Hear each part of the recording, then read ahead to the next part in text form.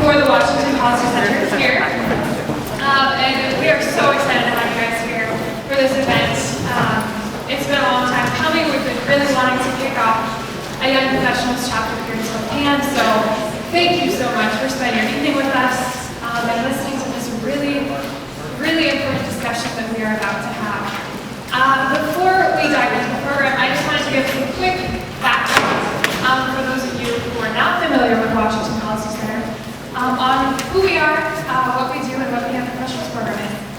So the Washington Policy Center is a nonprofit, nonpartisan think tank. You might have heard of other think tanks like the Heritage Foundation, the Center for American Progress, the Brookings Institute.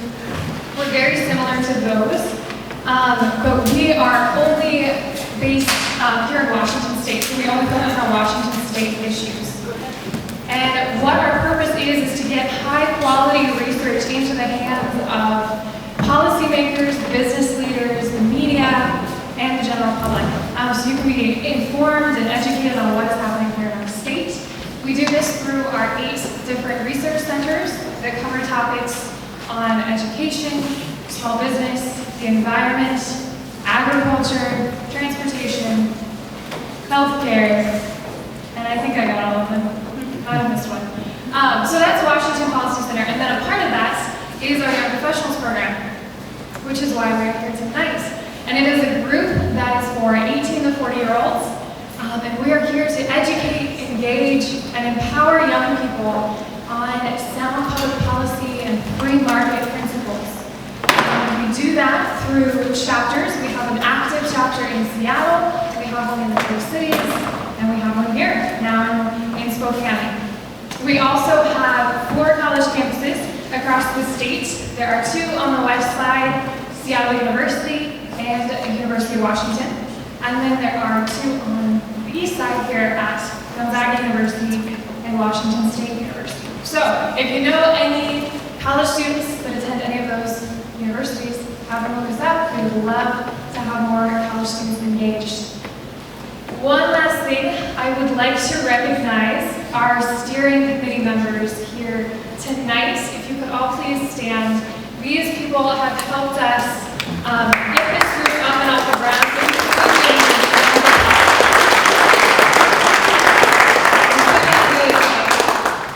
I would also like to recognize Ben Wendell, who is a club officer for our WSU club.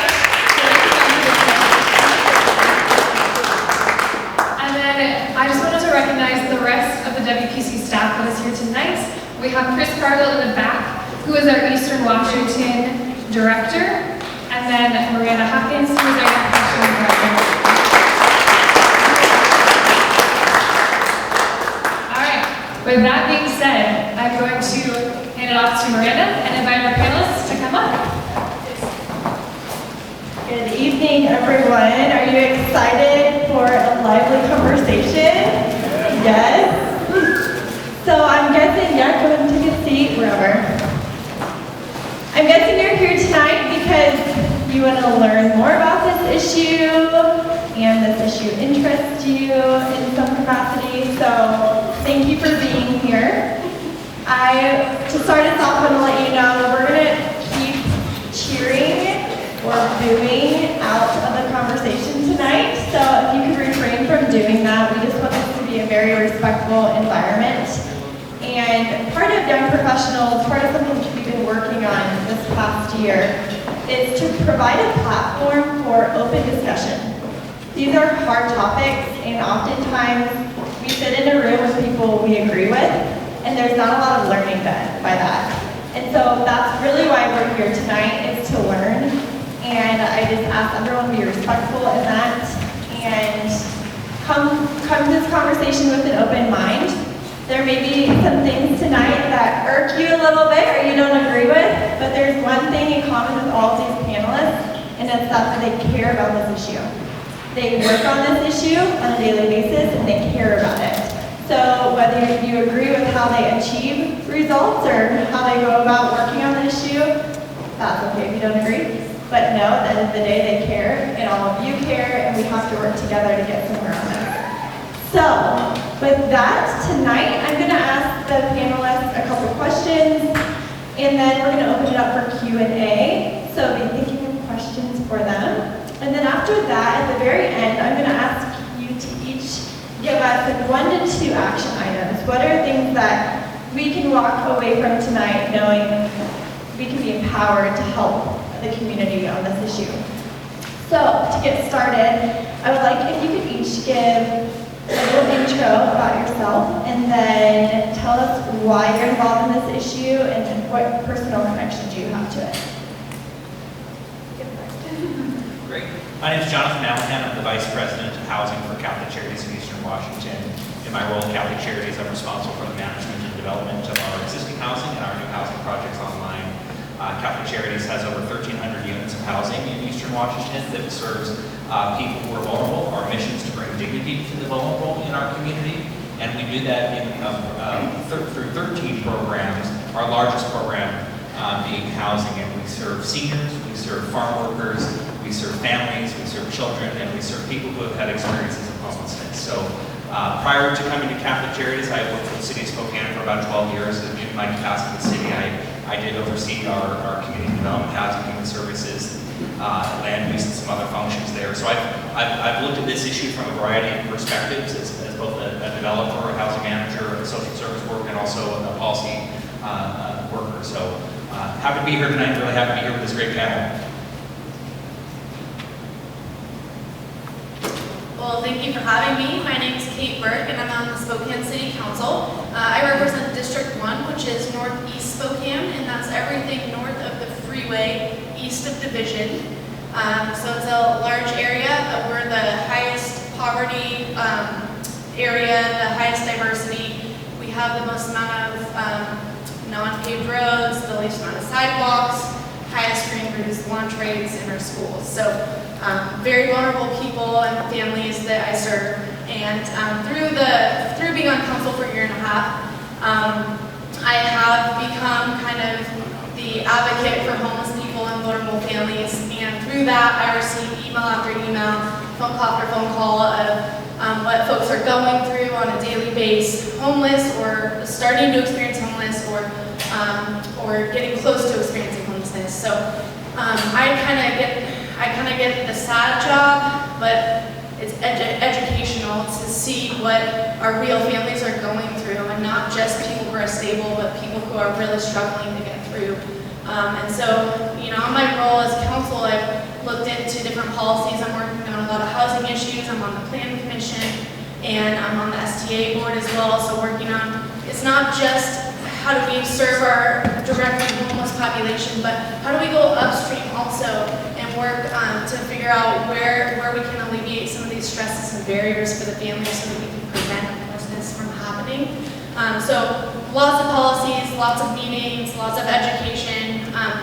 When I first started on city council, when I was running for office, this is how much I've learned. I would drive down the street and see a homeless person, and they would be asking for money, and I said, oh, don't give them money because there's so many services out there, and they have enough. And what I found through this journey is, yes, there are services out there, but there are extreme barriers that we don't take into consideration.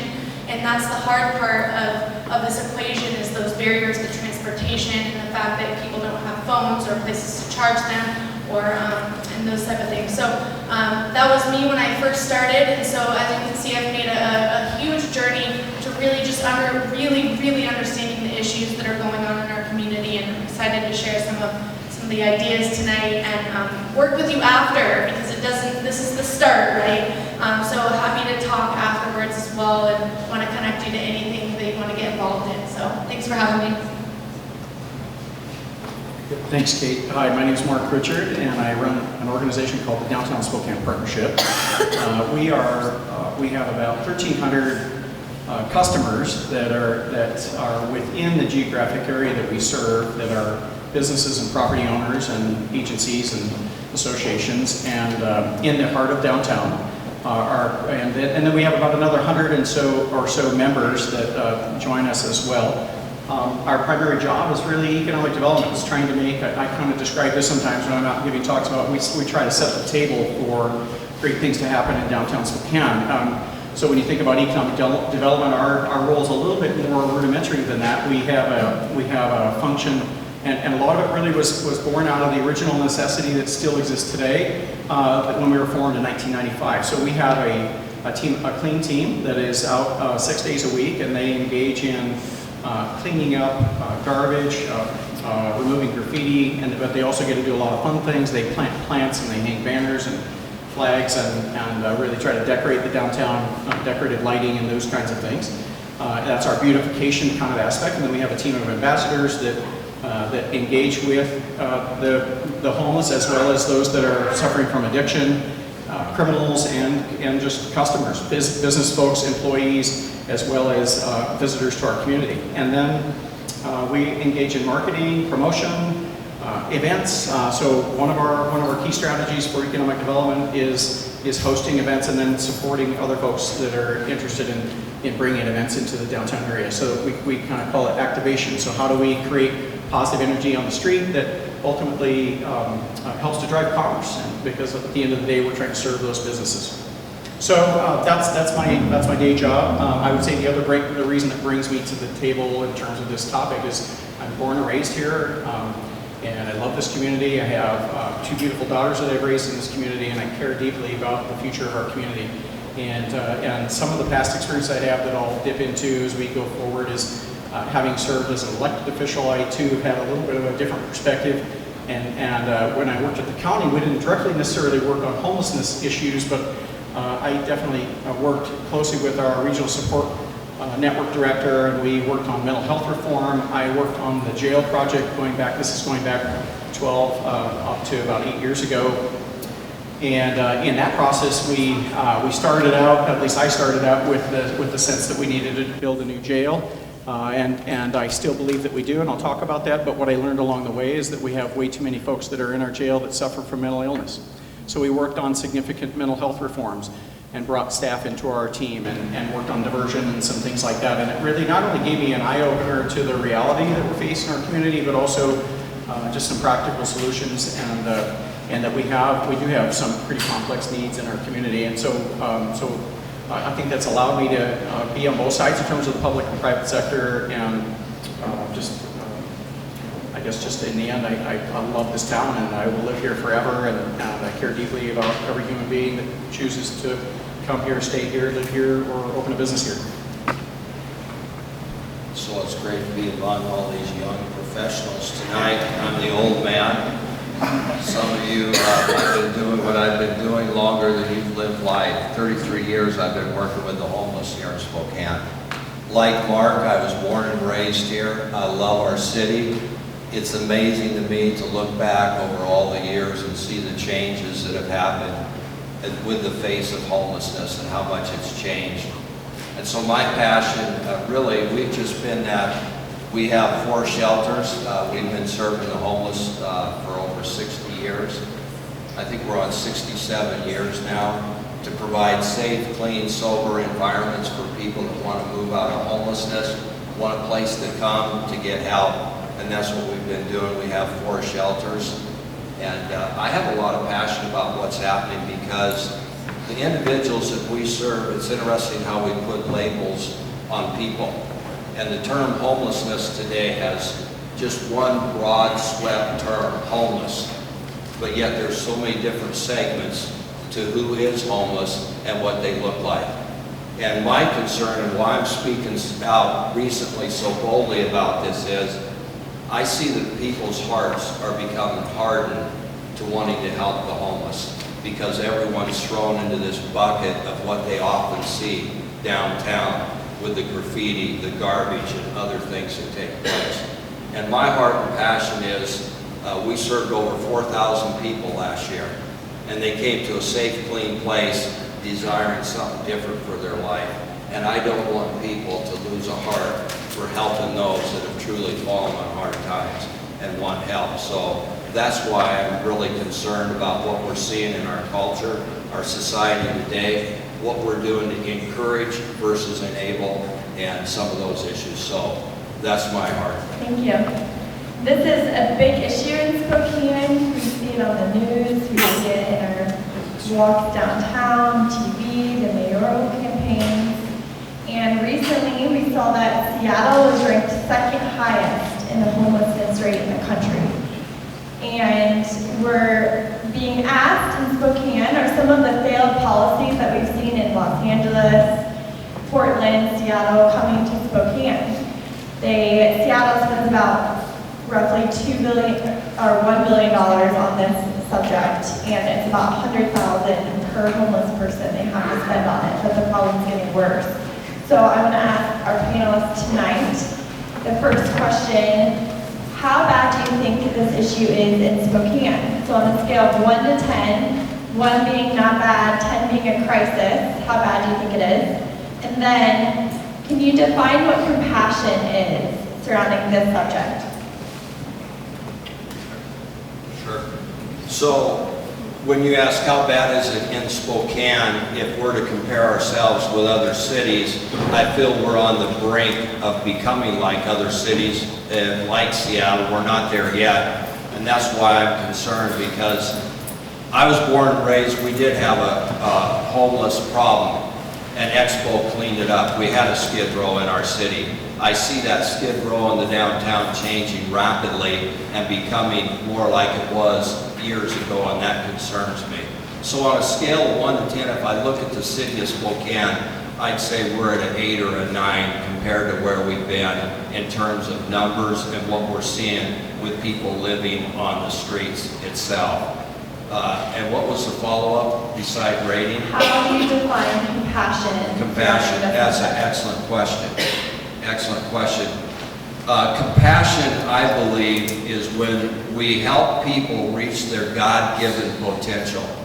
And a lot of compassion today simply enables people and takes away their dignity. They become dependent on other people, and they stop doing for themselves what they are able and capable of doing. And so to me, compassion is allowing people choices, but at the same time having accountability. Because without accountability, you can easily enable. And I watch people time and time again, it goes from enablement to becoming demanding, expectant, and others to do for them what they can do for themselves. So I define it with a degree of understanding we all make choices every day, and in those choices, there needs to be accountability to the choices people make. Thank you, Bill. So I don't know that I disagree with anything you just said. I think I've only been on this job for about 6 years, 6.5 years. Certainly have seen, in my opinion, and it's my opinion is reflected through all of the meetings that I have, people that I reach out to, people that I engage with across the spectrum, as well as my own team. As I mentioned, my clean team and my ambassadors who are out on the street every day interfacing with some of these challenges. I would say, I think we were better off, frankly, in terms of a city for sure than we were in the 80s and 90s when our organization was formed. Largely, I think that's because of the fact that we have a great density of activity and investment, hospitality and things to do that I think helps to come alongside, if you will. It's not. Whereas in the mid '80s, late '80s, we used to the downtown used to roll up at 5 o'clock and everybody would go home. Nobody lived downtown, and so there wasn't a lot of activity. So all you saw was problems. I think the difference today is that there are more great things going on, so that it doesn't maybe necessarily it isn't as unsafe. But I do agree that that I would give it probably a 7 or 8 in terms of perspective. And this isn't compared to Seattle. I'm just saying in terms of whether it's a crisis or not. I'd say we're right close to a crisis, and I do think we're at a tipping point. And I think, as we learned yesterday at the Visit Spokane annual meeting, this is a global issue. This isn't a Spokane issue, and so I think we need to also give ourselves a little bit of slack and that. And so I apologize. What was the second question? Compassion. Yeah. So I guess I would describe it a little bit differently, and it's only because I haven't been immersed in this subject matter like Phil has, I think, for so many years. Is when I think about what is, first of all, to me, compassion is love. Compassion is caring, and I think really wholesome, or whatever you want to call it, altruistic. Compassion is really when you love somebody that you don't know. When you come upon somebody that is struggling or that is in a challenge, and you want to do something for that person. I think that is compassion. It's how we express compassion, I think, that really where we begin to get to Phil's point, which is where there is, and to me it gets to the long game. It might feel compassionate, and I saw it so many times today. Literally saw a car stop in the middle of the street illegally, a young gentleman jump out of the car, run across the street, and hand a panhandler $1.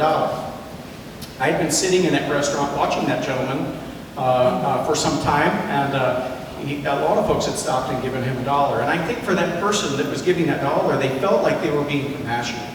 But what I don't think at the end of the day is that, first of all, as we'll get into, I think we need to be very careful and differentiate between what we might envision as a person that is homeless, a person that's lost their job, a woman that's running from domestic violence, a family that's just down and out, compared to what I believe is really what we feel is our biggest challenge is really those that are on our streets because they're suffering from addiction.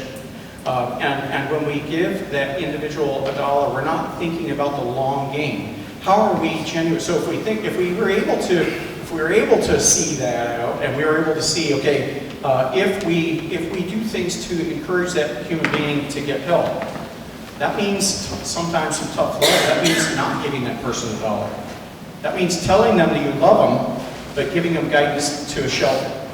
It sometimes means holding them accountable for the laws they break, and causing them to be held accountable such that they might have the time to think about that it's time for me to get recovery. I think sometimes we don't think is that really compassion?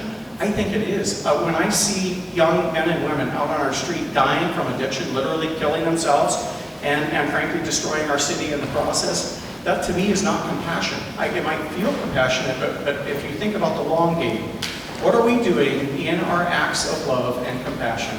And how is it affecting that human being? And if we are really thinking about how what effect we're having on a human being's life, and we're able to, more often than not, help that person to a better place of recovery, of healing, of wholeness, of independence, of security, and surrounding that person with love and with, if they don't have a family, we need to become their family. I think that to me is genuine compassion. So that's how I would define compassion. So any person on the street that's experiencing homelessness is crisis. 100%, we're out of 10. But when it comes to where we are as a community in terms of proportionate and what people are experiencing, I would say we're at about 5. We do have great services in place, and we do have good structures set in place. We're just not funding them to the ability that they need. So the demand is way higher than we're giving money to. So we have a lot of great organizations. Catholic Charities is one of them, working, on building homes for people. Their housing first model to get people in housing so that then they can help themselves after, because a lot of people can't make those decisions while they're experiencing that homelessness on the street. And so it's really hard to figure out how you're going to get clean and sober if you don't have a shelter over your head, or you're surrounded by people who are doing drugs or alcohol. That can be very, very difficult to get into that get clean from that situation. So I think we have a lot of good things going on in the city, and I also think conversations like this weren't happening in Seattle at the peak where they're happening now in Spokane. So I think we're ahead of the curve. I think that these conversations are so important to have, so that people can get educated and start understanding the issues and start figuring out what the solutions are. I am really confident we can get there with great, strong policies and great, strong organizations that are working for everybody. So, and then in terms of compassion, I would just say, it's kind of what you learned in kindergarten: treat others as you want to be treated, and it's really, really basic. I mean, if for me, no one tells me how I spend my money. No one tells me if I can go buy a beer or not, even though I'm an alcoholic. That's a true statement. So nobody's watching how I spend my money. And I find it unfair when we talk about compassion by saying, just because you don't have enough money to pay rent, you should not be able to enjoy anything else with the money that anybody gives you. And that's not compassion. Compassion is showing caring and love to people who are experiencing whatever they're experiencing, whatever they're going through. And, there are people who drugs, and I have a good friend who went through this, who was one of my best friends from elementary school, and started doing meth in high school. It's a little touchy, sorry. I haven't really told this story before, but through my experience of being an advocate for the homeless, he has disowned me because he's so fearful of becoming homeless again and getting on drugs again that he thinks that every single thing I'm doing is enabling. But the one thing that kept him alive, and he's still alive today, was Catholic Charities. They kept him alive long enough to where he could make a decision to get clean and sober and find housing. That's compassion, right there. That is compassion when we are able to help people figure out how they're going to get clean and sober, how they're going to find housing, and get them into those services, and have all types of services out there for people. And that's compassion, is just showing that empathy that maybe you haven't gone through a drug or alcohol problem, but this person is today, and how are we going to continue to be there for them, and to show that compassion. Also, just one last thing is, it's so isolating being homeless, and so every time maybe you're on the street, try smiling once or waving to somebody who's experiencing homelessness, and you will see that person light up and be so joyful about that high because they get treated like crap. And they're disowned by our society because of what they're experiencing. And I experience a lot of joy doing that, and now have made a lot of friends who are experiencing homelessness because of that call me, text me, and Facebook me every day to tell me where they are in their situation. Oh, they're on a housing list. They can't wait to get to Wi-Fi to message me and tell me that they got on a housing list. They're very excited about it. And so there's a lot of friendships to be had out there, and there's a lot of humans that need love and compassion. So I just would challenge you when you're walking down the street, just wave, just say hi, and see what happens. So, I think the first part of the question was on a scale of 1 to 10, where are we at? And I think what Councilwoman Burke said resonates with me a little bit. You're definitely at a crisis if you're experiencing homelessness. And I would add, if you're a business owner trying to succeed in downtown and your business is suffering because your customers feel they don't feel safe coming downtown and they don't feel like they can come patronize your business, you're also at a 10 and you're in crisis. And so those are equally important challenges for us to solve. But I do believe the data that we have suggests that Spokane has some things that we should be feeling pretty positive about. Chronic homelessness is down 21% in Spokane. Veteran homelessness is down in Spokane. Family homelessness has become, more people who experience homelessness in families are being housed than ever with less resources being spent. Spokane has some amazing systems in place that are serving people effectively, and we have a growing problem. Those two statements are not mutually exclusive, and I think we need to understand that as we talk about this issue, because more people are entering into the experience of homelessness than ever before. Even though our system is exiting more people from homelessness than ever before, that still is a net gain in the amount of homelessness in our community. So I think if I was to give an objective review of where are we at in homelessness in Spokane, I would say we're around a 6 or 7. But I'm optimistic that we can trend in a more positive direction. I would say that for me, compassion, I think I find myself really agreeing with when I hear people talk about compassion. That's your urge to help someone in need. That's what you feel with your shared human identity with someone who's suffering or in need, and you want to do something to help. I think it is right to say if you're exercising compassion judiciously, you're going to, on the long arc of things, that person is going to be better off because of that compassionate act. I also want to call out that when we are in this business, especially when you're with Catholic Charities and you come at this model not from a secular model of just wanting to reduce homelessness for a broader public good, but from a deep belief in the intrinsic value of the human person, you also have to consider virtues like grace and mercy. And people deserve grace. That's not something you earn. You deserve grace as a God given virtue, and we all should be showing grace to those who are less fortunate. So Catholic Charities provides the greatest housing without any conditions. We know that people who are experiencing addiction are going to have some challenges, and we exercise mercy, which is another virtue we call the show. And when people slip up, we show them mercy. And we don't immediately evict them from our housing if they're still struggling with that addiction. And ultimately, what we see is that we see people stabilize. We reduce the harm they're doing to themselves, and we give them that opportunity to heal from their addiction. Addiction is a disease. It may start with some choices, but it is a disease. And we wouldn't turn people away who are suffering from cancer, who needed shelter. We wouldn't turn people away from receiving a medication for heart disease because they're making poor decisions in their diet. We would help them first, and we would work with them to change those things. And we have the same approach for people who are suffering from addiction and experiencing homelessness. So I think, for me, compassion is a really important thing.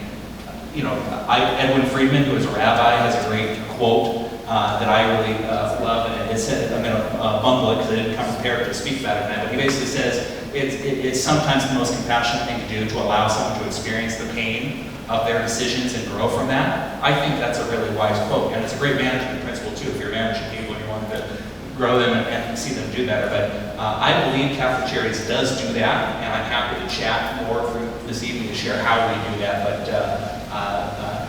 this is a complex issue, and we definitely need to provide people with the opportunity to heal when the alternative can be death. So, Councilman Burke, and this is, anyone can take this question, but you mentioned we need more resources to go into housing. So some would argue that this is not a housing issue, this is a drug issue and a mental health issue.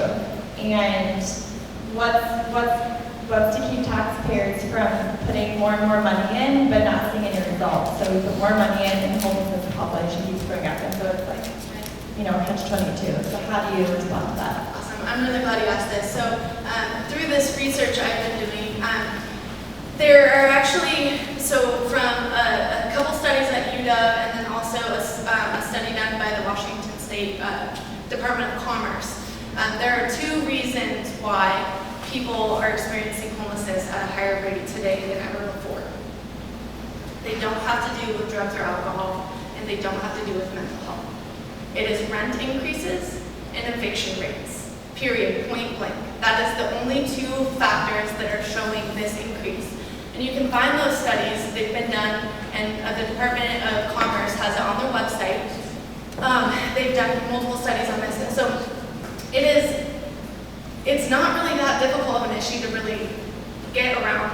It's just strong policies to make sure we keep people in their homes and make sure that landlords are held accountable, that they're not taking advantage of a system that's not set up for tenants. So we have a lot of policies we can change around that. Also, this is absolutely a housing issue because by 2020, we're set in Spokane County to be 11,000 units short of affordable housing. So we're not building to capacity.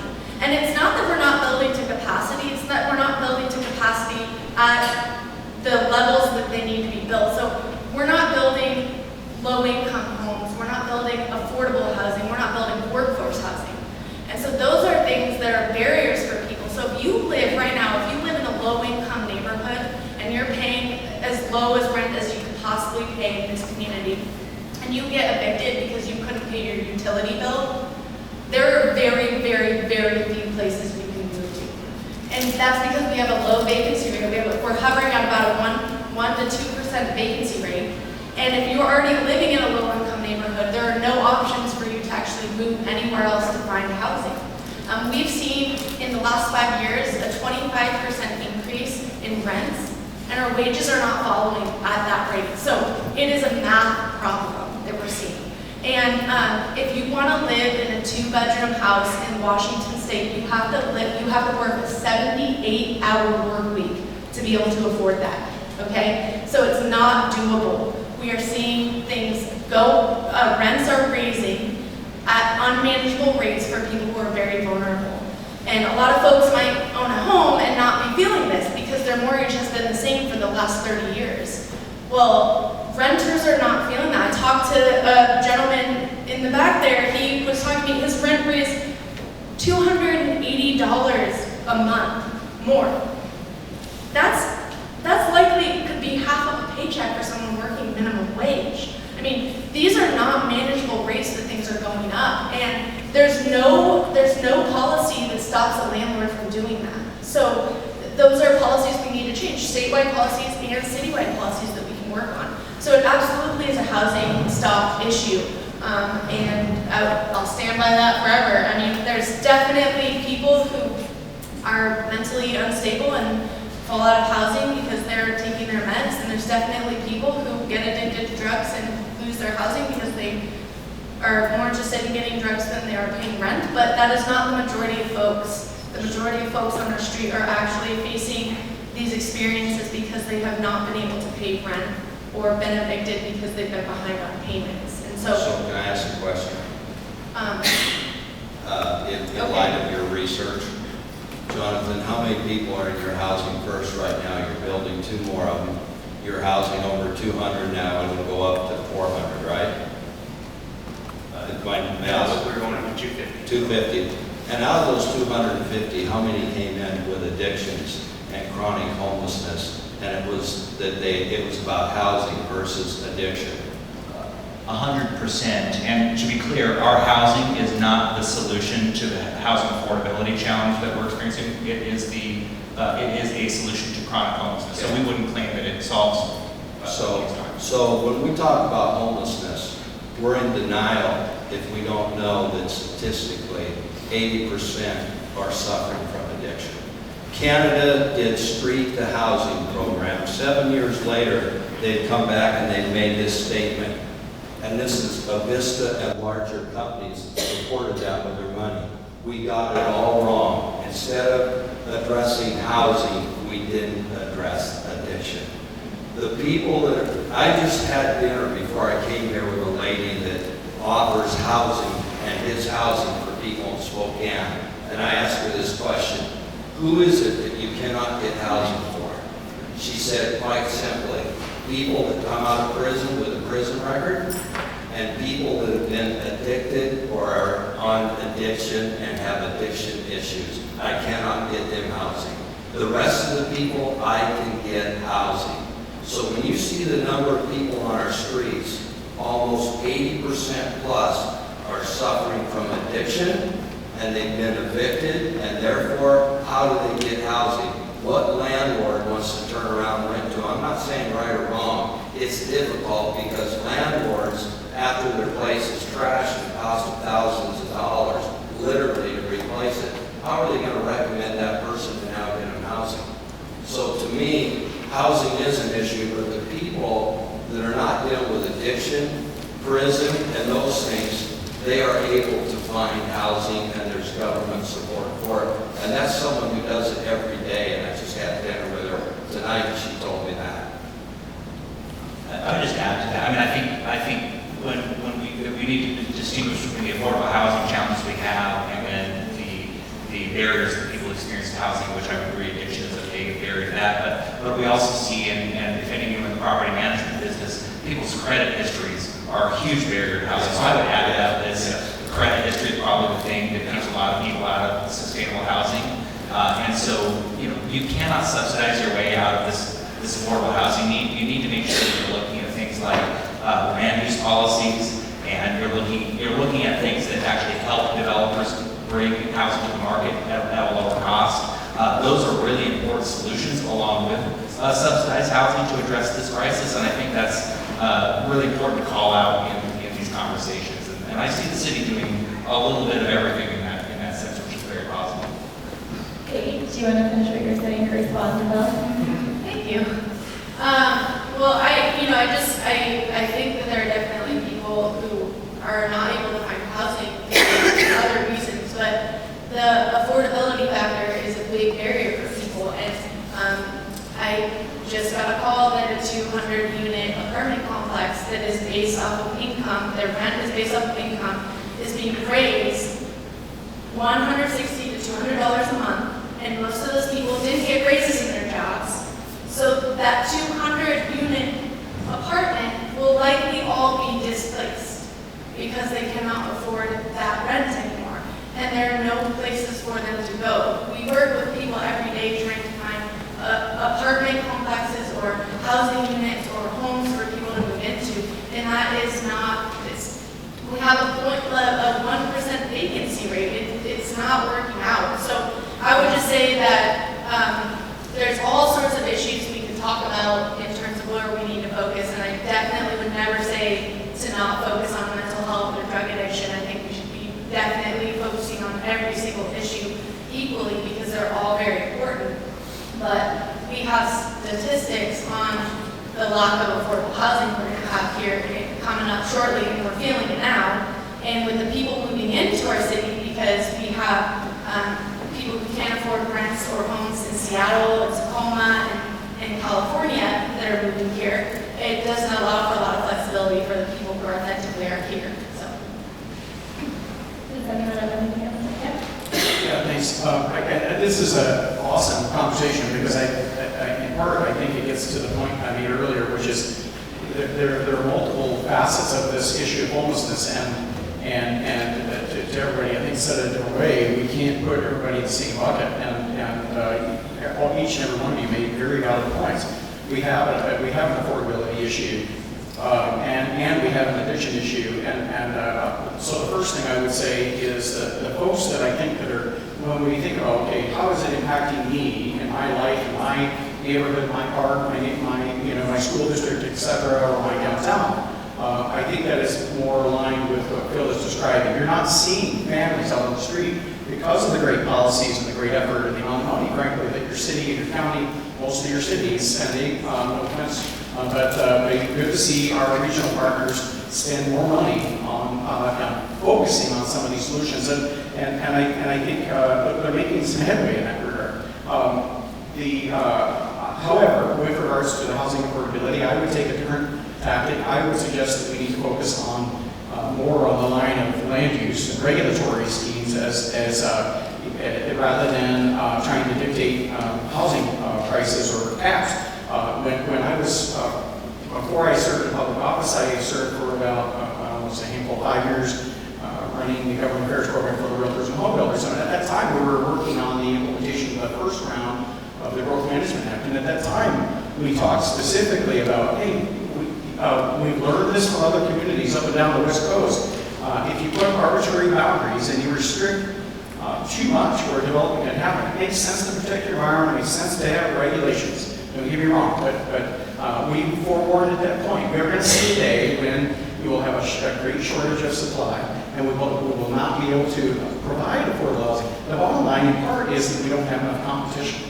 So when there isn't enough competition, there are more folks needing an apartment than there are apartments. The market will say that price will go up because it can, in part with other things. So in my opinion, I think we need to drive policy that allows for more supply. And I know the county is attempting to do that. We attempted to do it when I was in the county, and we are faced with this regulatory pressure from our state. I would say that's an area where we could lean in together and focus on.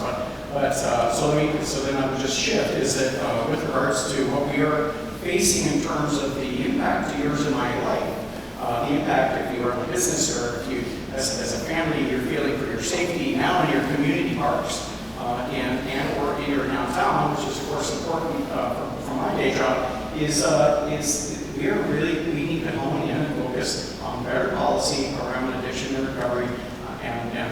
I think that's a low-hanging fruit, and that's something everybody could agree on, and I think that should be a public and private sector function. The other piece that is a much higher-hanging fruit that needs to be addressed, and it needs to be addressed nationally, and that is we need mental health reform. We saw back in the 70s this pendulum shift where for good intentions, we thought it was wise that we do everything we can to put our folks that suffer from mental illness in the least restrictive environment. On the surface, that makes great sense. What we ended up with is 50 years later, we ended up with folks that are on the street that they don't know where they are. They cannot function without taking their meds, and there's nobody there to help them take their meds, and they're dying on the street. So I would just say it's a heavier lift, it's a national lift, but I think that's pressure we need to, as a community, understand we need to put on our congressional delegation and on our administration, as well as we need to be cautious as the state is shifting its policies as we speak and going. It seems like kind of doubling down on this approach, and my concern is we are going to push more and more folks suffering from mental illness out into neighborhoods and expect that they're going to be able to survive in an apartment or in independent living. And the reality is, sad to say, some folks can't, and we need to take care of them, and we need to take care of them forever. That's our job as a society, to suggest that it's humane again, or compassion, to allow our policies to push that human being out on the street, and to watch them die a slow, painful death on our street is unconscionable to me.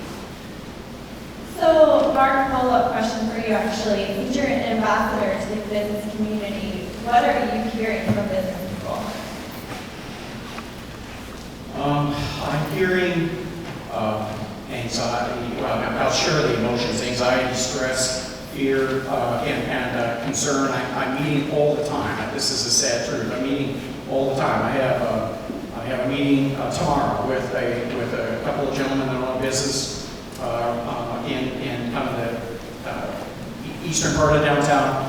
They are wanting to ask me why should they stay in downtown. Yesterday I interfaced with a major hotelier who is struggling with occupancy and with security and safety issues. This is an everyday occurrence for me that we are dealing with. We have a brand new tenant, 200 employees move into downtown. I'm not trying to, I know the press is here and I recognize that there's always a danger in having these conversations. And as I shared with one gentleman yesterday, I think we try to walk this fine line. I don't want people to not come downtown, and I certainly don't want this message to be out in our community, but I feel like we're at this point where we almost have to have this message out in our community. And in order for us to come together and find the courage to get beyond the polarization and find commonality and to solve some of these problems, I like that's what we need to focus. But we have an employer downtown, just moved downtown, and they are wondering why they moved downtown, and they are questioning as to whether they would stay when their lease comes up, brand new into downtown Spokane. So that's unfortunately what I'm hearing. I had this conversation before. I would love nothing more, believe me, than for our businesses to be more welcoming. It's back to this, because we can't identify the difference between a honest, genuine human being that is fallen on hard times and somebody suffering from addiction. What ends up happening is we end up getting a hardened heart. And we end up having to protect our property because of their property and their businesses are their livelihood. So I would love nothing more than to see all of the restaurants in downtown Spokane open to the public. But it's not an accident. It's not some sort of conspiracy. It's not some sort of right-wing conspiracy that all these bathrooms are locked. It's not a conspiracy that I had to add a security code to my building. It's not a conspiracy that I got an email today on the 11th floor of a high-rise building in downtown where an individual is in their office space and they're asking for help and guidance, and I'm sure will be locking their bathroom soon. And it's not because the person is homeless. It's because we need to affect change in this issue of addiction, because when that human being suffering from addiction enters those properties, they are eliciting behavior that is frightening, that is sometimes criminal, and they are destroying property, and that is deeply concerning to the property owners and to their employees. I would say that's what I'm hearing, sadly.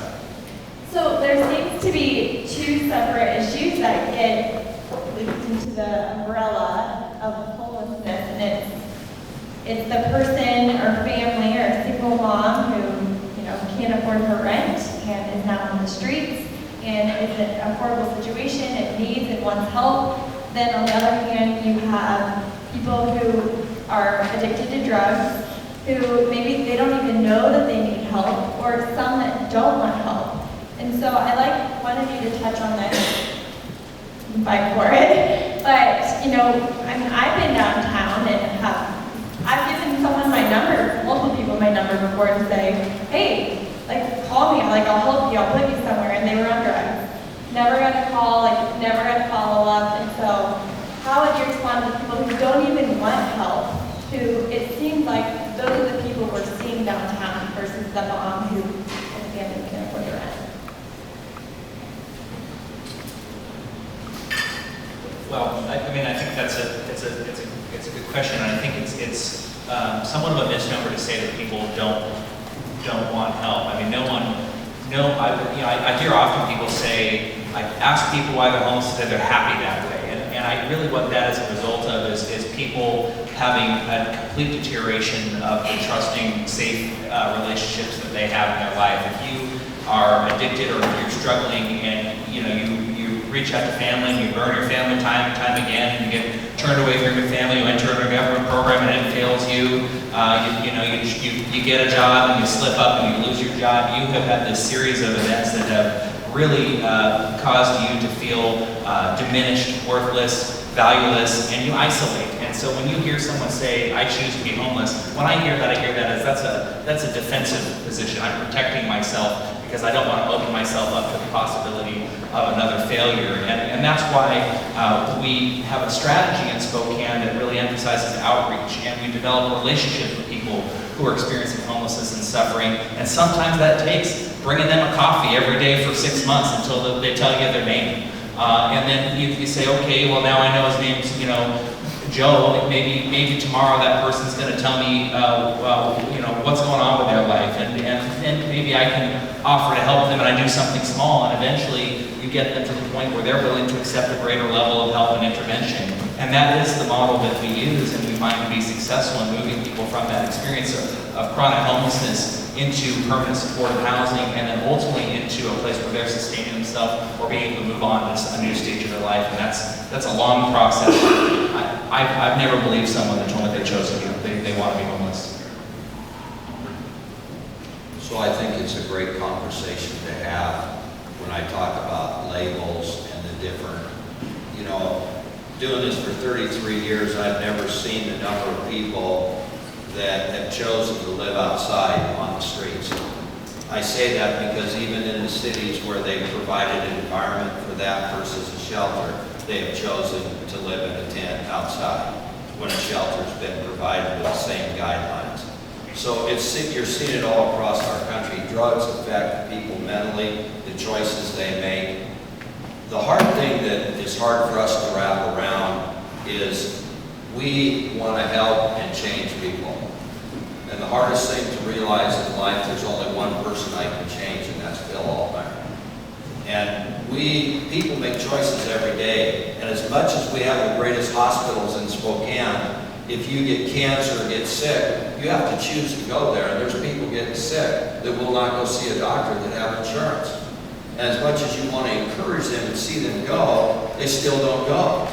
And I think we have to realize that unlike what we've ever seen before, even though the services are available, there's people that are choosing not to avail them.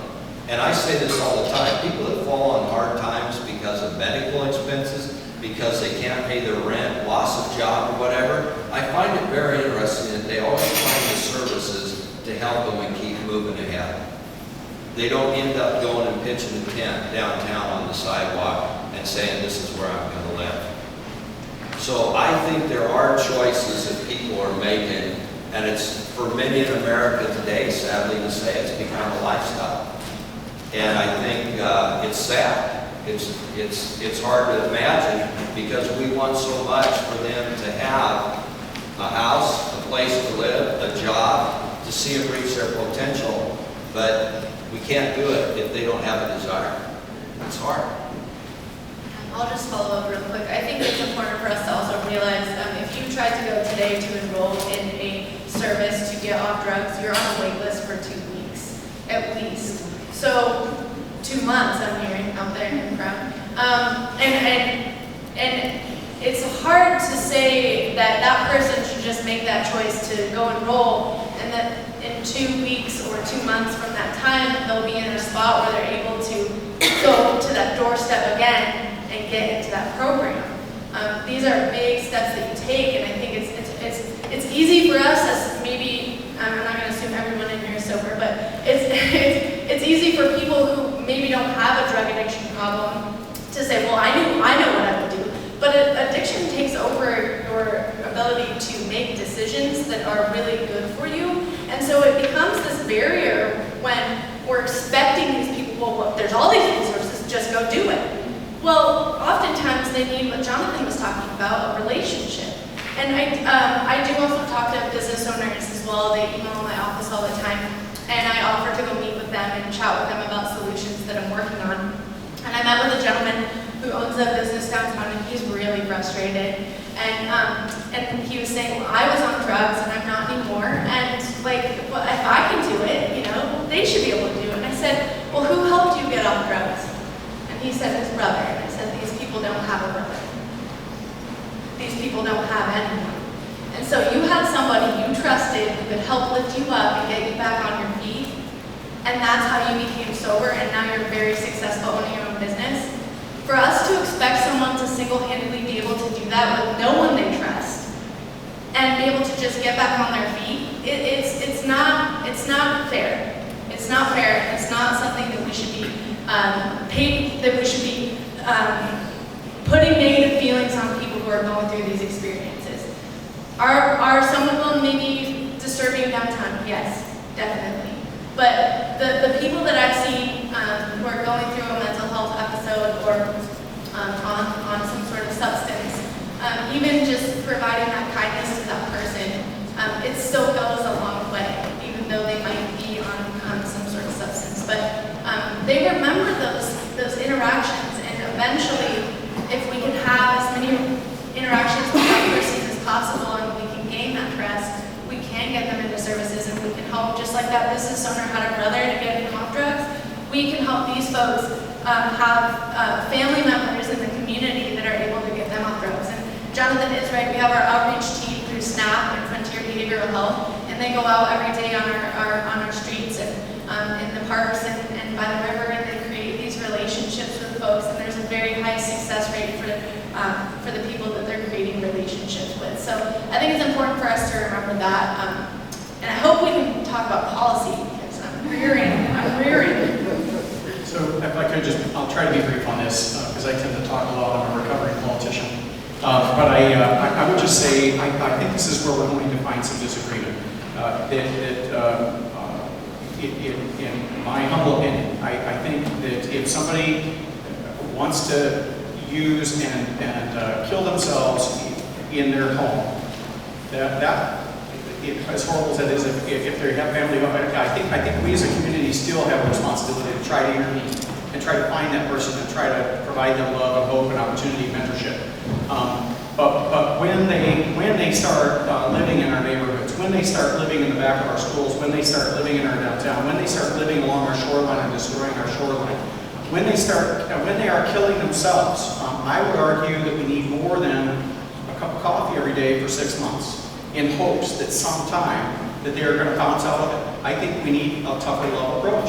I think we need to intervene just like we would with somebody that we deeply loved in our family. We need to be that family. And I agree with you.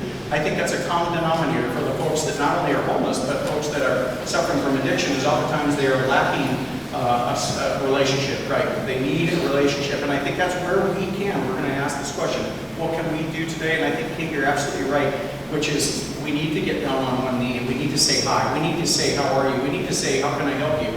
But the last thing we need to do is give them $1. I can just tell you that. That's just because all we are doing is we are allowing that human being to go just one more day living their addiction and barely surviving on our streets. And we're saying, in my mind, we're saying that's how much I love you. I think we love them more than that. I think we love them enough to say, listen, we're going to offer you services, we're going to offer you help, we're going to offer you treatment. We need to provide more treatment. We need to step in and lean in as a community and provide more treatment, although I would say there are treatment facilities out there that have empty beds right here today in our community. I just toured one, the Adult and Teen Challenge. They have 20 open beds. But it's a year-long program. It's free. It's a year-long program. How many people are going to commit to that? Not a lot. Right? So part of this is about choices. But I agree, we need to provide more treatment out there in our community. We need to provide best practice treatment.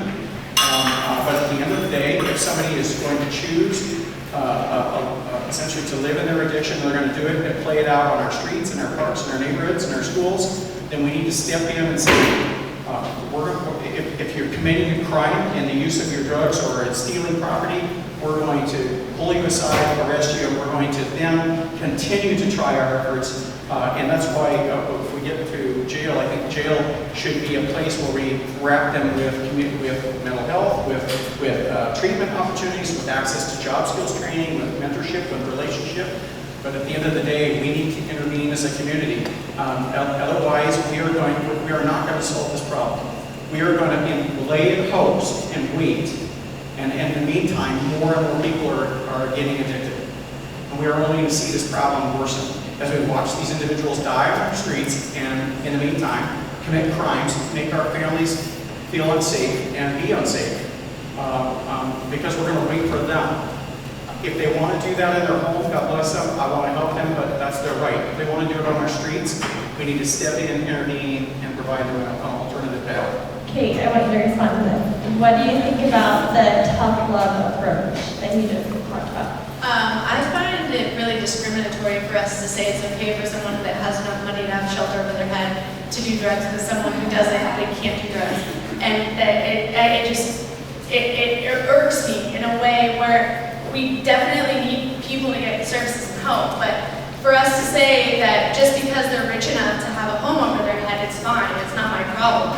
Well, sorry that it's in your face, but there's a lot of people facing these issues. And the other thing about, we'll talk about opioids because opioids is a big thing we're seeing in heroin, right?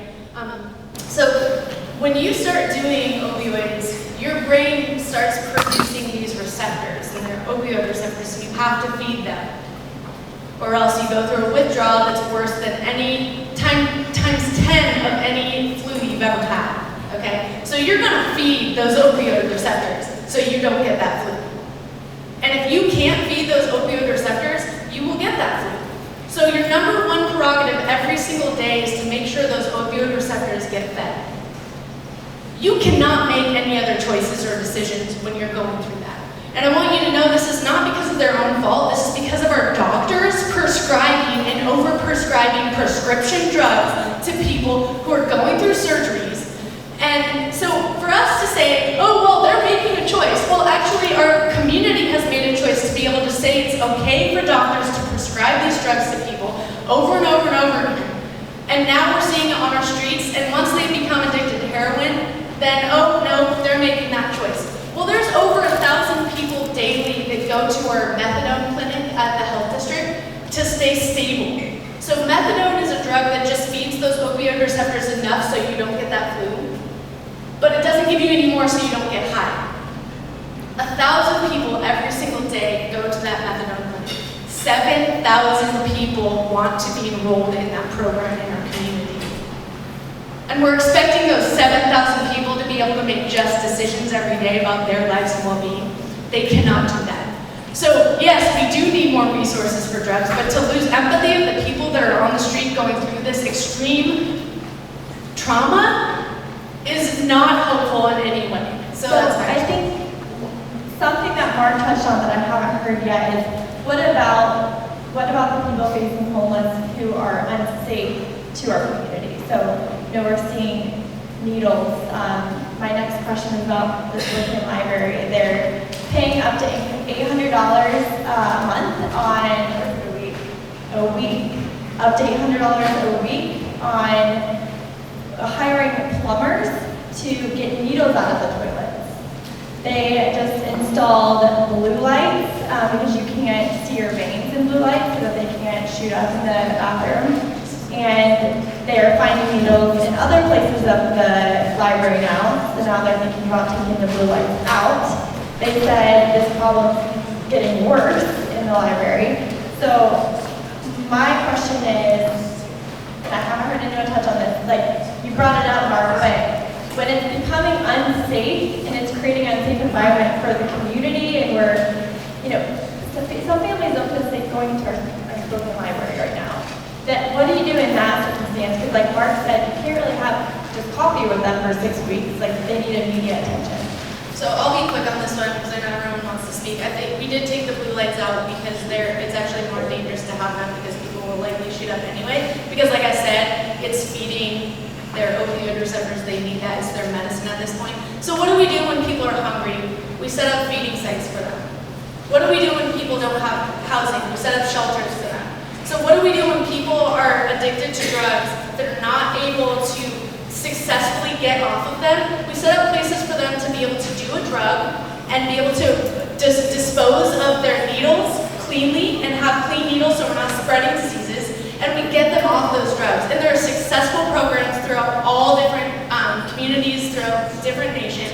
And if we can start thinking about this in a problem, not as drugs, but as a human need, we can really easily get through it. There are other communities that do this, and there are ways to solve this problem. So needles, I mean, for instance, we don't have any needle receptacles in our parks bathrooms.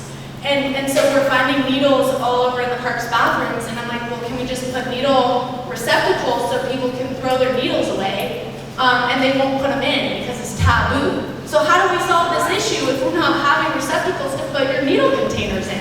We know that these people need their drug. We've just established that. They're gonna have to do it, or they're gonna have to go through that 10 times worse than a flu.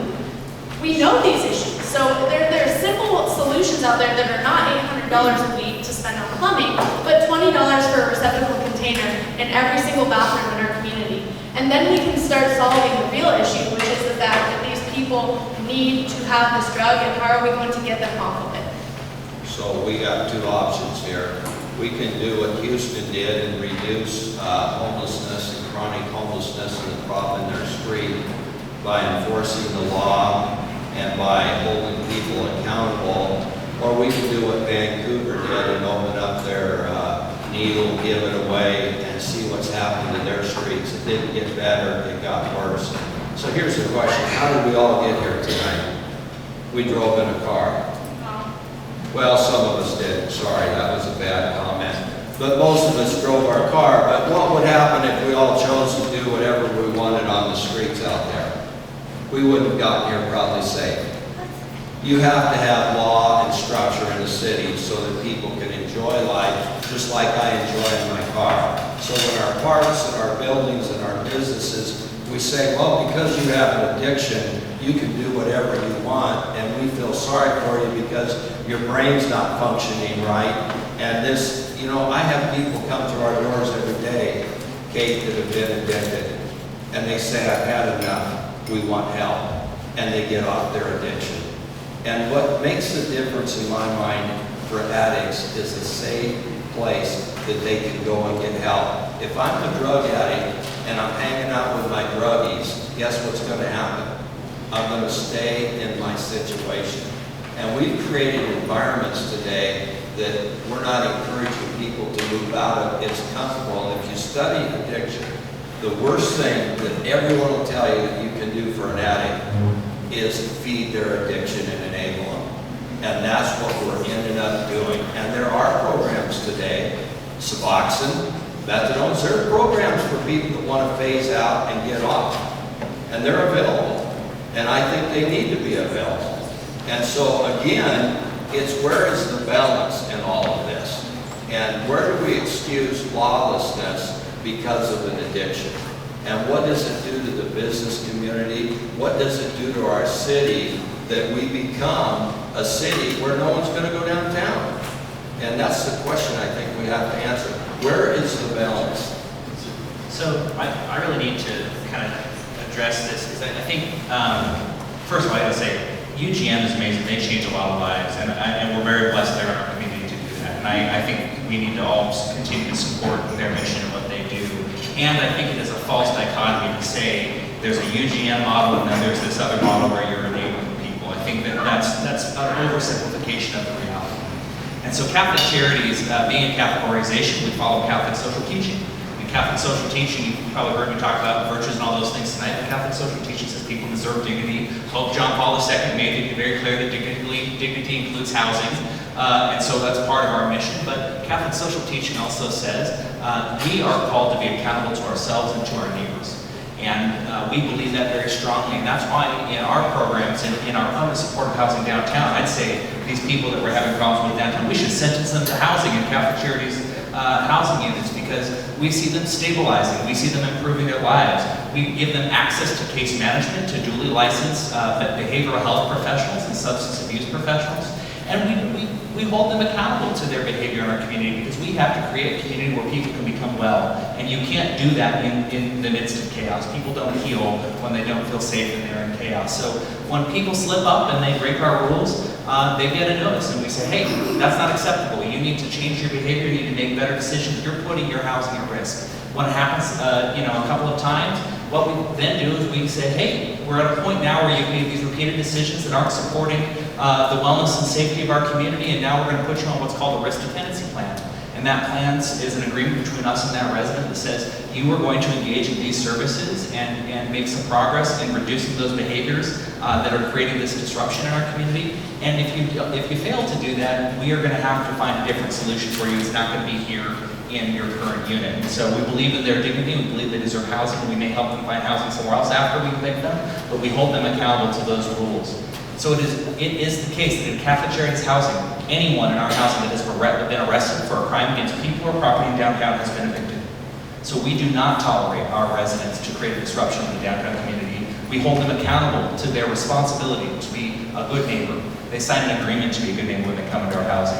At the House of Charity, if we have a client who is participating in behaviors that disrupt downtown, that includes crimes against people, property, or panhandling, we let them know that that's behavior that needs to change for them to be receiving services from the House of Charity. We don't do that often. We don't want to do that. But if you're a business owner downtown and you have an adverse experience with a resident of one of our properties or a client of one of our services, and you reach out and you've got a picture of them and you say, hey, do you know this person? We're going to follow up with them. And there's going to be some conversations and consequences for the decision. So I think I agree with what I'm hearing. Accountability is important. Creating a safe environment downtown is important. And it is not a dichotomy to say you must not be addicted to receive services or that's the only option out there. So I think there is room for all of this here, but fundamentally we need to resolve the perception that people don't feel safe downtown. Well said, Jonathan, and we greatly appreciate the work you do. I just want to respond to Kate's point. I don't feel that that was a fair comment, frankly. I think you know me better than that to suggest that it was heartless or somehow inhumane. By the way, when I was at the county, we greatly expanded the methadone program. So I do believe in that program. But what I was getting at with regards to the property that I think you have fairly misconstrued, frankly, is when it gets back to our Constitution.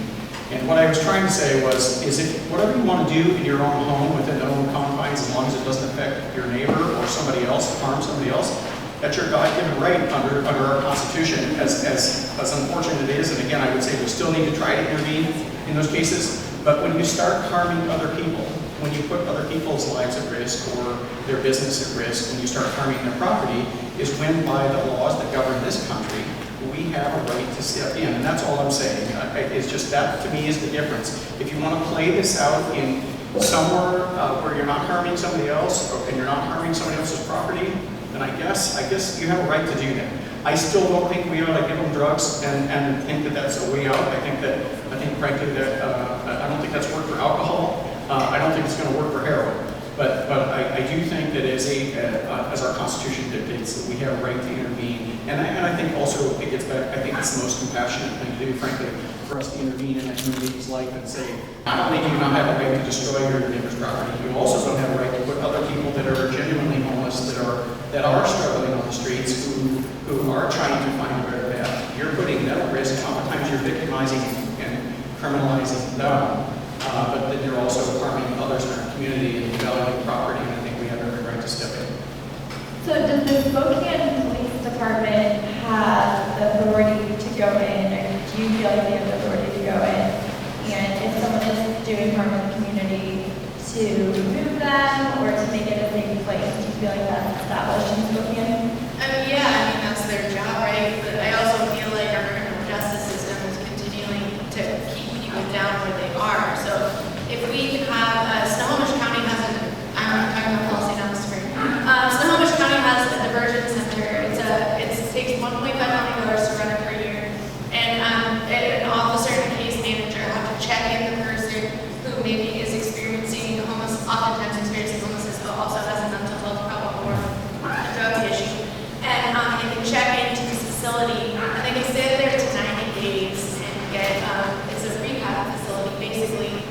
It's publicly funded. And through that, they also have a case manager that's able to go back and check in with them, because what they were finding in Snohomish County is they had all these great case managers, but they couldn't go back and find that person again.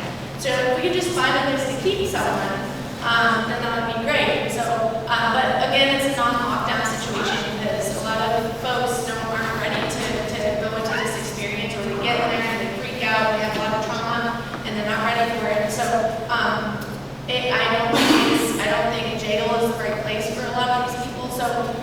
this diversion center has become really successful in Orange County because those case managers and caseworkers are able to go back and forth to their job to find housing or services or whatever that person needs, and that person is able to stay in that facility and get clean and sober and any other resources they need. So I definitely think if there's, someone, my whole thing is I don't condone behavior. I'm not okaying bad behavior. I'm saying that we need to take an empathetic approach to what that person's going through. Like when something's going on downtown, oftentimes we project our fear as hatred onto that person. And so when we're scared because we think we might get our bags stolen, or there's somebody walking in the street and you feel like you have the lane should be yours because you have a car, and maybe you're scared that that person might come up to your car and knock on your window or break your window or whatever your fear is, we project hate onto that person because that's our coping mechanism as humans. That's what we do. And so it's, for me, what I've seen is whenever I've been taken advantage of, and mind you, I've never been taken advantage of by a homeless person or someone on drugs, but I've definitely been taken advantage of by bosses and other fields. So I think that we need to also remember that. But when I've been taken advantage of, you can go one of two ways. You can say, well, I'm going to close myself up and I'm not going to be a giving person anymore. You're going to say, well, that's going to happen from time to time, and I'm still going to open myself up and be able to be vulnerable and have empathy for a person and what they're going through. And a lot of people who are experiencing homelessness have a high rate of trauma in their past childhood. We know that from ACEs, so adverse childhood experiences. When you have a high ACE score, you're more likely to become homeless. You're more likely not to graduate high school, which means you're more likely not to become homeless. So these are all things that we know, and they're stats. So I'm not saying the person on the street who's breaking windows or going into bathrooms and destroying them should be able to do that. I'm saying that maybe if we took an empathetic approach on that person and what they're going through, we could probably solve more of these issues at a faster rate. Because instead of hate, we're saying, you know what? Gosh, you're going through a hard time. How can we help you get your services? How can we help you get into the things you need? And have that compassion that we talked about earlier. So if I could just add, I think if we held folks more accountable that are breaking our laws, people will be less angry and be less likely to elicit an emotion of hate. And I think that's what Phil touched on earlier. I think we're running a dangerous risk by not addressing the nuances and holding people accountable that break our laws. We are unfortunately putting all folks that either look or are genuinely homeless in the same bucket. And unfortunately, that doesn't play out well because we generalize as a society. That's how we're wired. We want to put people in categories, and we are. I mean, you're judging us. We're judging you. What are you wearing? What are your glasses look like right this very minute? Whatever, right? I mean, I think this is human nature, and so we need to do a better job. I think also as a law enforcement and government and policy to have the courage to hold folks accountable for breaking our laws, so that we can then feel free to provide more empathy and to not be afraid, and that elicits anger and frustration because we've just been robbed and nothing's been done about it. Rosemary, where are we out of time? We should do that. Okay, gosh, this could go on forever because I have so many more good questions. But I want to hear from you guys. So Chris is going to pass the microphone around. What questions do you have for our audience? And if we could just try to keep it brief or succinct answers, we get to many questions. Say your name as well. Hey, my name is I have probably a stupid question. Where did the drugs come from? Is there like people just walk around like with their little carts like at the fair, just like selling them to people, or like what's that actually look like?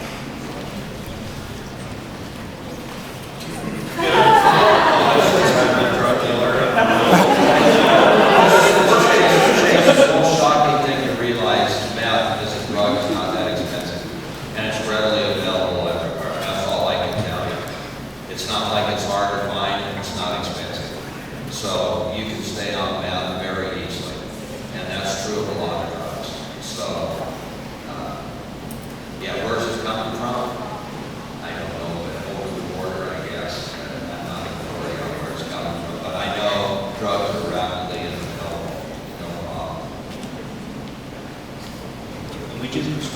pretty frequently, which is kind of one of the challenges that we do face as a community. Legal drugs are a big part of this problem as well. Danielle Anderson. My question would be, is being a transgender a criminal? Of course. Yeah, and it doesn't preclude you from housing or services either. Going back here. Hi. So something that I hear a couple of you guys saying over and over and over is how, what are we going to do about the homeless people in our libraries and on our streets and near our river banks and all these things. And something that I noticed that you're not thinking about is that they're not ours, they're theirs too.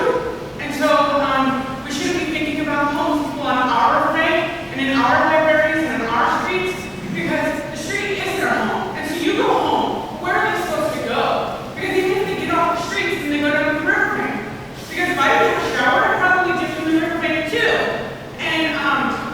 And when we have laws like the sit in line, and we have laws that are where policemen are confiscating homeless people's belongings when they leave them unattended or they sleep in the park or whatever, then my question for you is, how are we going to change the policy so that people sitting in the park when they don't have anywhere else to go is no longer a crime? Because you want to put these homeless people who are criminals in jail and you want to hold them accountable for breaking the law, but how are you going to change the law so that them existing when they have no other choice isn't breaking the law? That's from Kendall. Thanks, Kendall. I'll touch base a little bit on that. I think it is true. I think we forget that there are people who also live here with us, and some of them are experiencing homelessness. In fact, there was a business owner here. She must have just left. She lives downtown, and she says a lot of her neighbors are homeless, and I think that is something that it was really humbling to hear her say that, because it's true. You know, we live here also, and so do they. So, but I think there's a lot of policies that can be changed. I do think our sit and lie ordinance is definitely discriminatory against homeless people. You hear oftentimes our officers will say it's a tool in their tool belt to be able to use, and that's, to me, that's an excuse for them to be able to approach someone, ask for their name, check them up in the database, see if they have a warrant out for their arrest, and take them to jail. And it should not be a crime to not have money. It should not be a crime that you don't have money.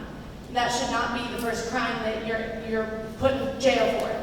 When we talked about this, once people have a criminal background, it's harder to get a house. So we're creating this problem to be a bigger problem than it actually is because of our discriminatory laws. So I'm working on a series of legislation called the Spokane Promise. And this first series is called the Common Grounds Initiative. And it really focuses on some of the injustices that are happening on people on the street. And really basically what they need to survive and how we're treating them differently than we're treating our people that are in homes. And so how do we address this issue? That's the first step. Policy-wise, it goes upstream from there. So when you have people who are on the top of a waterfall and they're falling off of the waterfall, well then we need ambulances at the bottom of the waterfall. But we don't just need the ambulances at the bottom of the waterfall, we also need to build a bar so people don't fall off there, right? And then also, like maybe that bar isn't big enough for everybody, and so maybe there are still people that do fall over the bar. So we also need ambulances at the bottom. And so what we need to do is create ordinances and policies that are Band-Aid approaches, because I think our shelter system is a Band-Aid approach. We also need to create other locations for people to be able to camp that's legal and RV park their RV safely and their car safely, because people are being called on 311 and they're getting their RVs towed and their cars towed, and so then they actually have nothing left. And so we're creating this problem, making this problem a lot bigger than it actually is. And so having those policies set in place, and then even further, way further upstream, start thinking about this, childcare. Childcare for every single child in our community.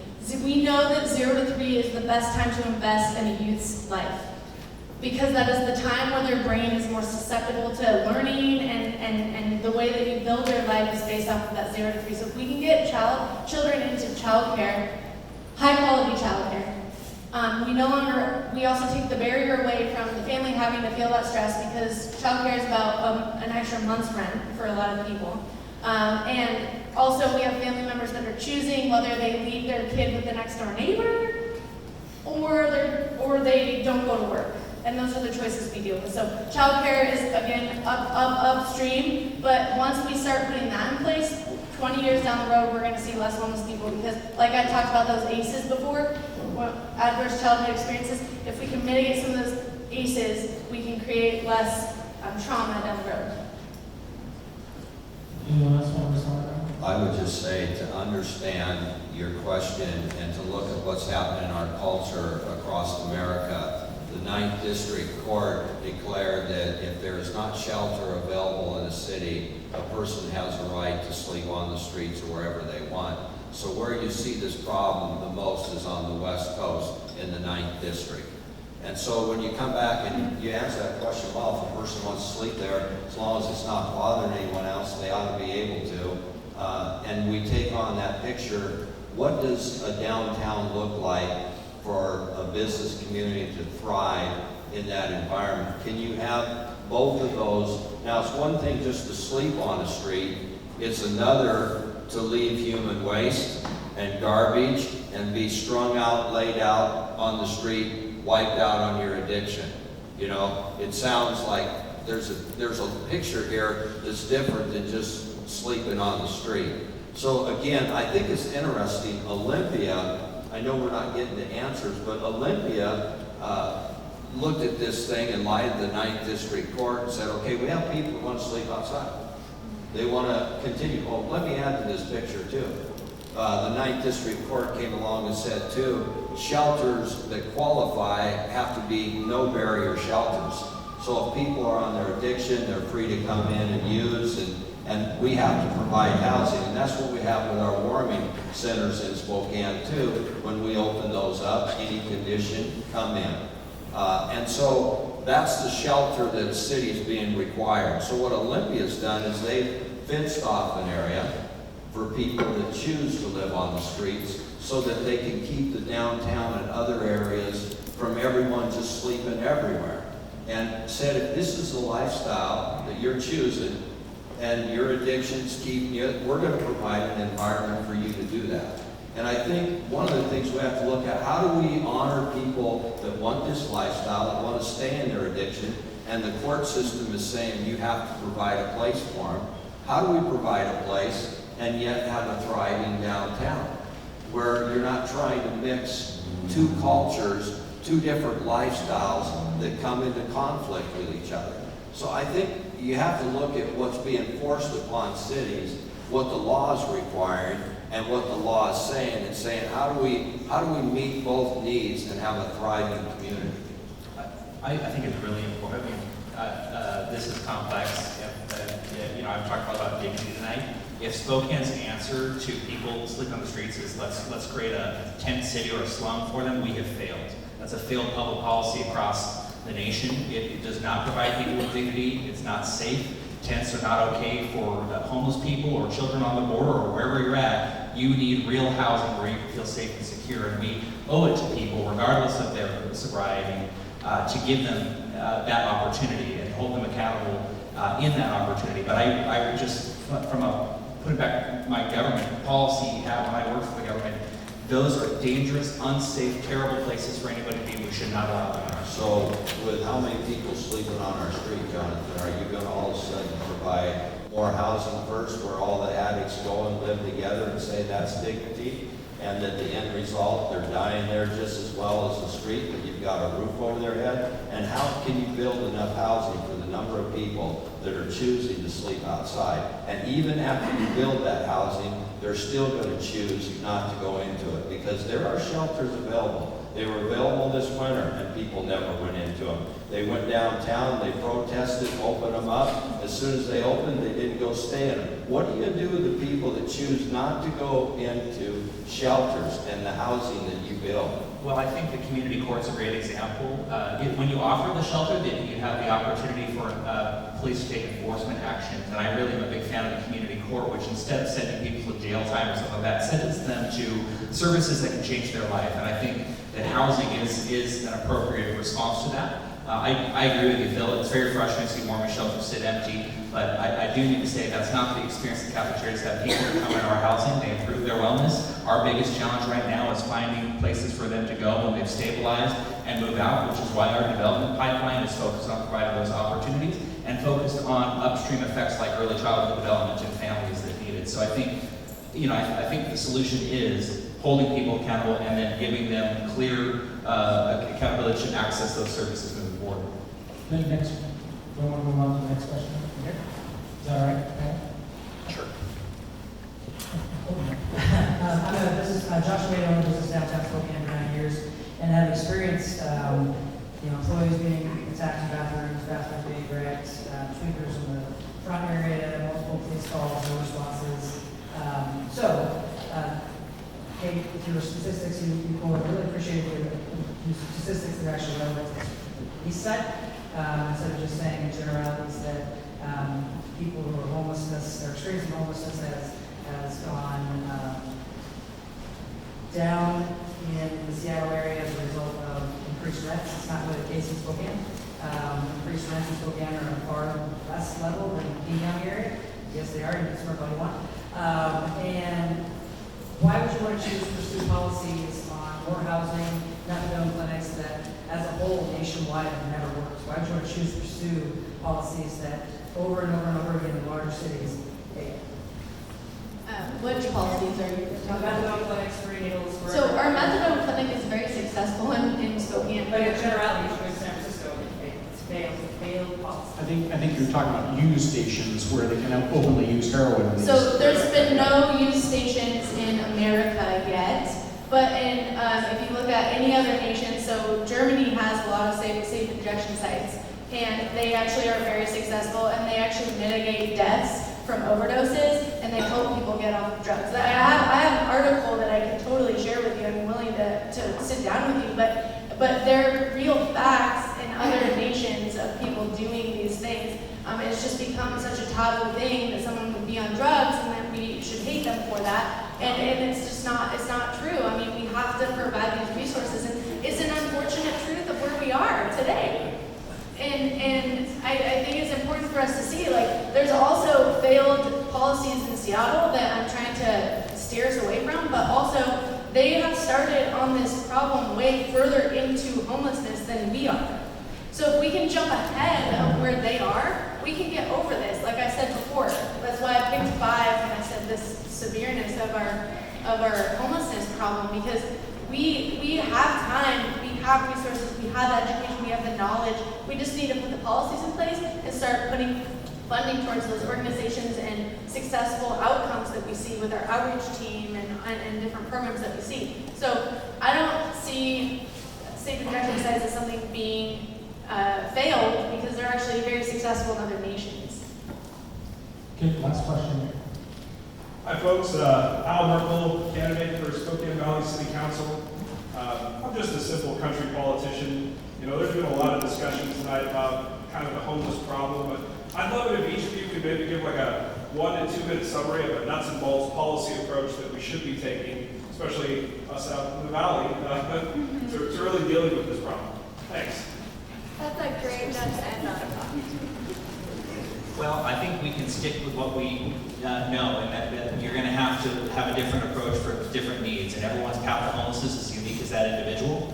And what we know is that for people who experience chronic homelessness, which means they've had long stays of homelessness and they have a qualifying disability, that housing them and giving them highly integrated supportive services to help them improve their lives is effective. We accomplish that by working with corporations that invest in the development of our businesses, and we return them on average 17% return annually, financial return on their investment. We then put those services on site in that housing, and we see people stabilize and change their lives. So we have a solution that allows businesses to invest in a social return and a financial return, and then we change people's lives by stabilizing them and giving them an opportunity to heal from their addiction. I would say it takes all, like I've been trying to say, you have to go all different parts of the river to solve this problem.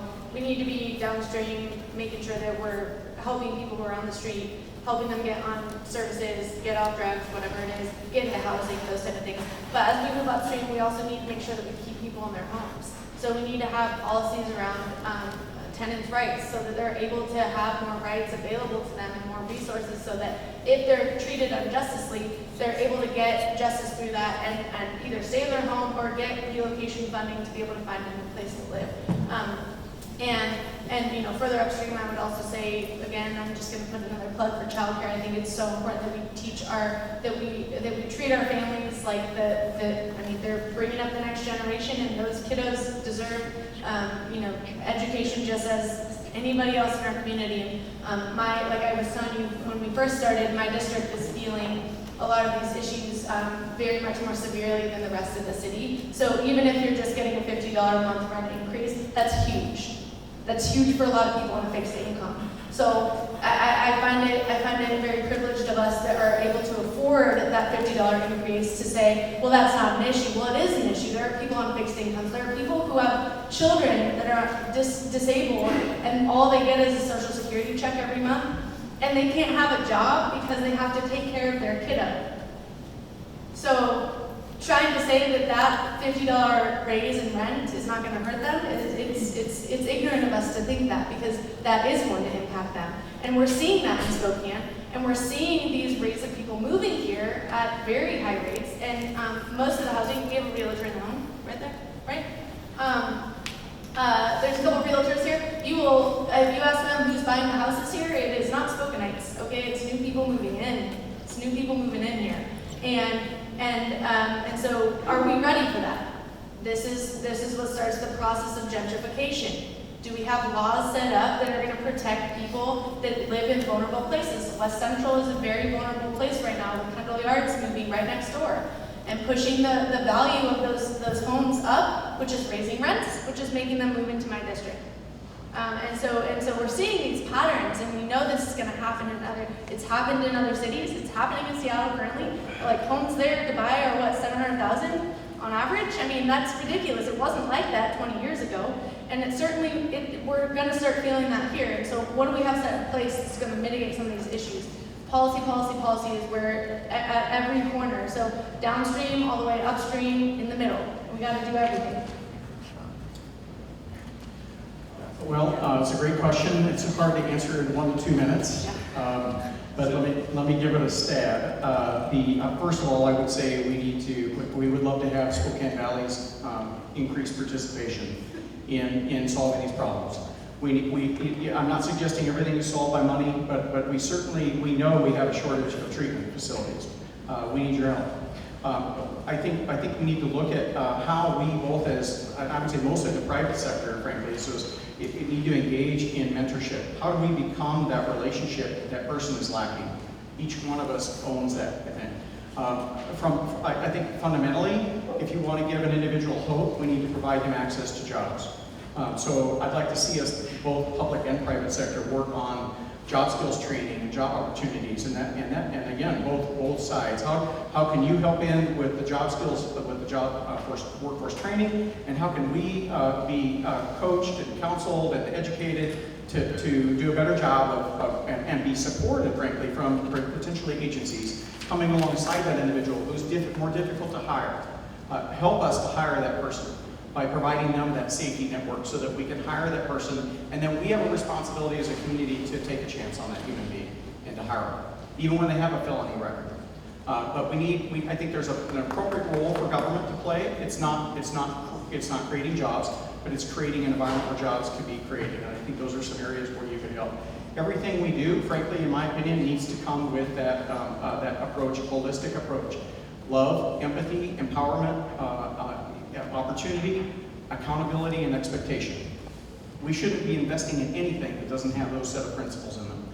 Lastly, I would say as a community, we need to start thinking about the decentralization of the way we are serving our homeless population. Frankly, the downtown area has been taking the burden for the services and the housing for the homeless and those suffering from addiction and mental health issues, sex offenders, you name it. So we've been a dumping ground, frankly. That needs to stop. And I would say for those that say, well, That's not humane. We need to provide the most humane thing we could do for that human being we're trying to help is get them out of the mix they're in. We should have learned back in the 50s and 60s that building the projects is not the answer. But again, we need your help, and that means every citizen. We as a community need to stop being NIMBYs when it comes to projects in our community.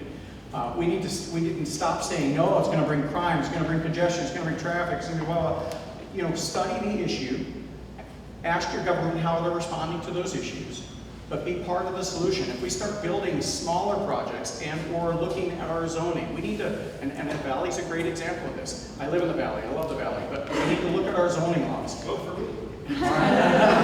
We'll talk. But we need to look at, I think we have zoning restrictions that don't allow for smaller units. They don't allow for different types of housing products. So we are forced to build single-family projects, or we're forced to build projects, frankly, that are projects. We need to get creative and be able to build small homes on small lots so that we can build cheaper homes, so that somebody that's making $20,000 can afford a home. I think that's part of the solution. In addition to that, and I will close with this, I think we need to look at the Growth Management Act, and we need to have a conversation with our state elected officials. For a short time, I know we have a representative for one of those here. We need to revisit, and again, we had this conversation in the 80s and the 90s, we had it in the 2000s, we should have it again today. Restricting supply, we used to say this, I don't care if it's a loaf of bread or a piece of land. If you tell me there's only 6 loaves of bread on the shelf, and there's 50 of us wanting a loaf of bread, guess what's going to happen to the price of that loaf in a free market economy? It's going to go through the roof, and that's what's happening to our housing today. We need to do our best to provide more opportunity for development, and we need to get out of the way, frankly, of the private sector so they can build affordable houses. They can build them faster. They can build it, and I'm not saying build them with no regulations. Don't get me wrong. I'm just saying we need to be doing what we can to get out of the way of the private sector, and frankly, instead of punishment, we need to provide incentives for landlords that are willing to take folks that are on subsidized income into their housing units. We need to understand that that's more challenging to take somebody that's got a felony record. Their higher statistic of them recommitting. If they're suffering from addiction, they're higher likelihood to damage the property. So we need to incent them to invest in those. What we're seeing as a result of just the conversation about regulation is people bailing on these projects and turning them back to free market housing, which is taking away precious stock of affordable housing. So those are a few things. Those are a lot of things. Mark, good job. Hey, I'm just a country boy. I was raised, and I never expected government to provide my housing, my health care, to take care of me. We're raising a culture today that starts in school where we feed them, we take care of them. The expectations of people today for the government to solve problems and take care of the poor is over the roof. We declared a war on poverty. Who did it? Is anyone around when he was president? LBJ, Lyndon Johnson. Since he declared his war on poverty, we have spent $22 trillion plus to solve the problem.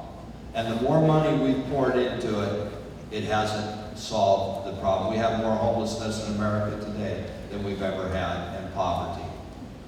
So I ask you this question. What is the simple answer?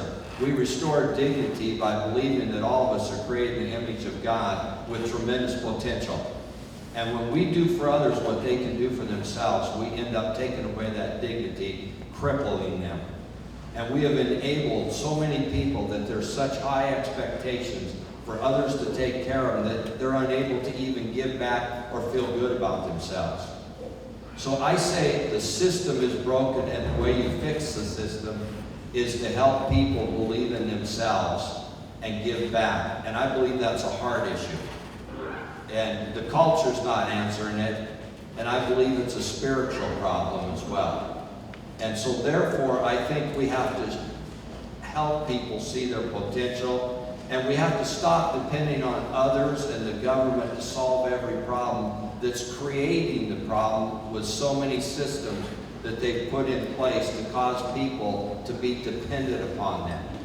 We were never created as country boys to be dependent on the government. We were here to support the government so we might enjoy life. And it's getting lopsided. So when we look at what we're doing to help people, I say compassion is helping them get a job. That's why 200 people got jobs. If we want to look at these systems we've talked about tonight, by now, we shouldn't be saying this is what happened. We ought to be able to say statistically how many people are going through a system like this and are coming out now self-dependent, taking care of themselves. Or are they going through a system that continues to drain the tax dollar and we just build more and more? And I say we have to look at this whole thing and say, how do we turn that corner? Because we can't substantiate and keep going the direction we're going. It's only going to get worse. So to me, it's a hard issue. And that's why when we deal with addiction, all these issues, we deal with the emotional. ACEs is a good example of what we've learned because of the environment people are raised in.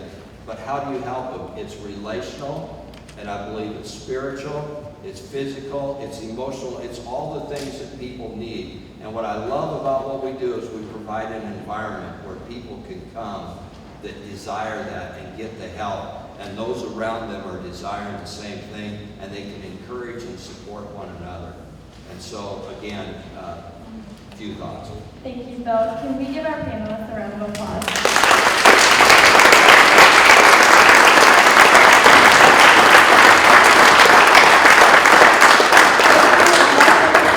After this conversation can keep going, and I have a lot of follow-up questions, I'm going to be emailing each of you who registered some action items. I'm going to ask them, because we didn't get to that. So what are things you guys can actually do to invest in this issue? So check your email for that. In Seattle, when we did this conversation, we were able to tour some housing facilities just to get to know what this looks like in person. And I'm going to wait for Haley to invite you up. Haley's one of our steering committee members. She's going to talk about membership, but I'm just going to wrap us up quickly. Also in your email, if you want to join Young Professionals, we have an annual membership of $35 or $100, and we are starting our Spokane chapter, so we'll be doing more events like this, and we'd love to have you a part of this community and network to have open discussion and to hopefully make Spokane a better place to live, work, do business, raise a family. So thank you for being here. Stay tuned for your follow-up email, and this conversation to be continued. We're going to stick around, right? I think the panelists, at least those that Yeah, are if there's any follow-up questions you have for them, they'll stick around. So thank you guys all for coming tonight.